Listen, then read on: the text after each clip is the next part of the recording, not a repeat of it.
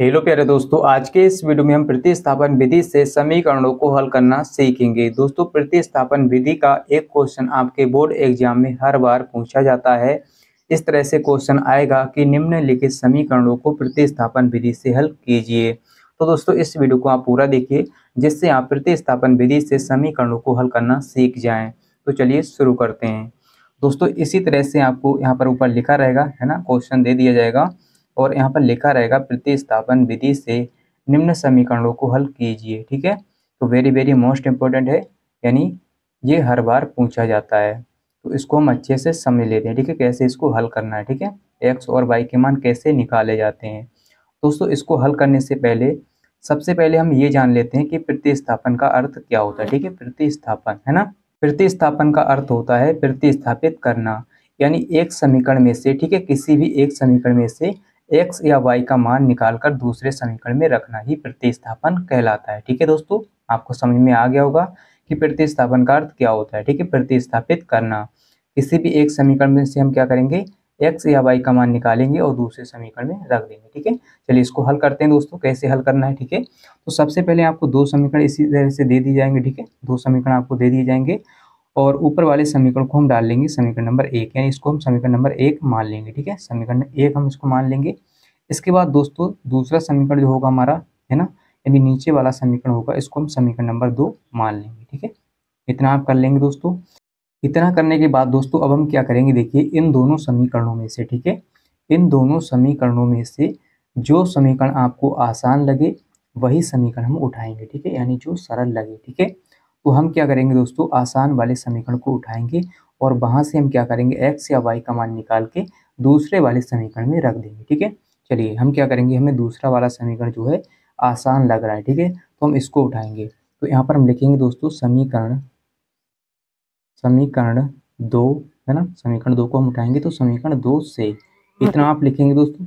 समीकरण 2 क्या है, इसको नोट करेंगे यहाँ पर। ठीक है, एक्स प्लस वाई बराबर में है हमारा 10। ठीक है, यहाँ से दोस्तों हम क्या करेंगे, या तो x का मान निकाल लीजिए या y का मान। ठीक है, तो दोनों ही आप मान निकाल सकते हैं। चलिए हम x का मान निकाल लेते हैं दोस्तों। तो जब x का मान निकालेंगे तो इस y को इस तरफ भेजेंगे। ठीक है, इस y को इस तरफ, तो हो जाएगा 10 और माइनस का y। ठीक है, इसको दोस्तों हम क्या करेंगे, देखिए समीकरण नंबर 3 डाल देंगे। ठीक है, तो ये आपको समझ में आ गया होगा कि प्लस वाला चिन्ह, यानी प्लस वाला है, इधर जाएगा तो माइनस में y हो जाएगा। ठीक है, तो इतना आप कर लेंगे दोस्तों। इसको हमने समीकरण नंबर 3 डाल दिया।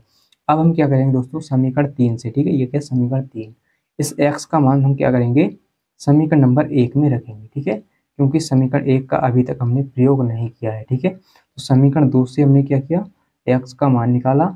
अब हम इस x का मान समीकरण नंबर 1 में रखेंगे, है ना।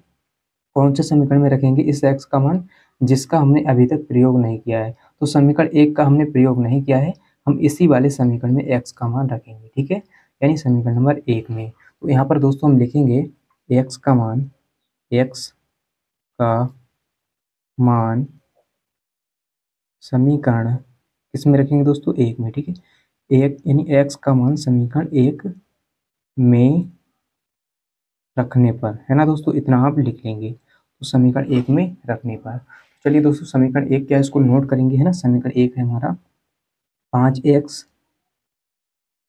प्लस 4y, ठीक है, बराबर में दोस्तों 40, इतना है।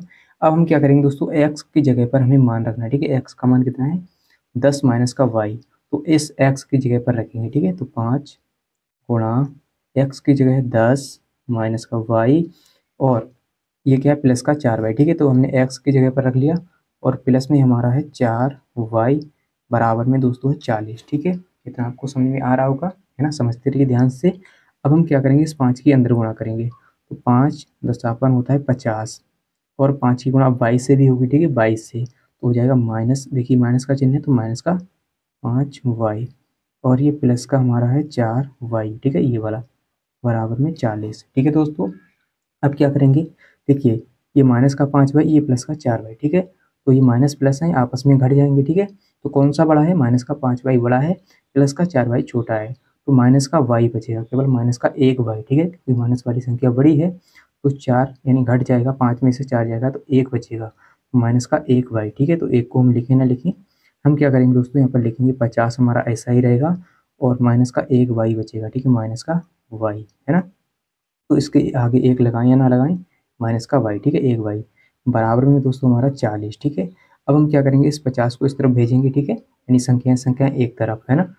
तो संख्याएं एक तरफ यानी माइनस का वाई ऐसा ही, और देखिए 40 और इस 50 को इस तरफ भेजेंगे, ठीक है, इस 50 को इस तरफ, तो माइनस का हो जाएगा 50, बराबर के इस तरफ हमने भेजा तो माइनस का 50 हो गया। दोस्तों अब हम क्या करेंगे, यहाँ से देखिए, यहाँ से अब क्या करेंगे हम, यहाँ से माइनस का वाई बराबर, देखिए दोस्तों यहाँ पर क्या है, प्लस का 40 और माइनस का 50, तो माइनस वाली संख्या बड़ी है तो माइनस का 10 बचेगा, ठीक है, माइनस का 10। अब दोस्तों हम क्या करेंगे, देखिए माइनस यानी दोनों जगह क्या है माइनस, ठीक है, बराबर के दोनों तरफ क्या है माइनस, तो माइनस से माइनस कैंसिल हो जाता है, जब बराबर के दोनों तरफ माइनस होता है तो माइनस से माइनस कैंसिल, ठीक है, माइनस से माइनस कैंसिल। अब दोस्तों हम क्या करेंगे, यहाँ से वाई का मान देखिए कितना आ गया, वाई बराबर 10 है ना, तो वाई का मान प्लस का 10 आ गया। अब इस वाई का मान दोस्तों हम क्या करेंगे, समीकरण नंबर किस में रखेंगे, समीकरण नंबर 3 में, ठीक है, वहाँ से हमें एक्स का मान मिल जाएगा।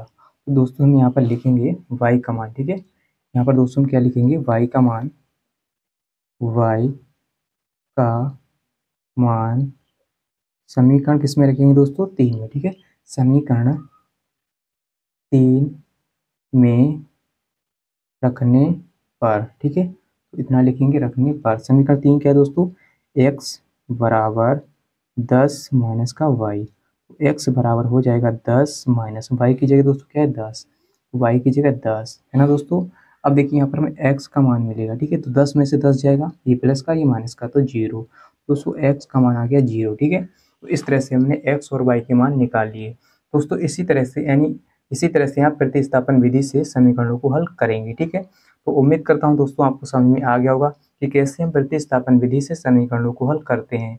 और अगर आपको समझ में आ गया है, वीडियो अच्छा लगा है, तो वीडियो को लाइक कर दीजिए और कमेंट में लिख दीजिए कि हाँ सर हमें अच्छा लगा है, समझ में आ गया है।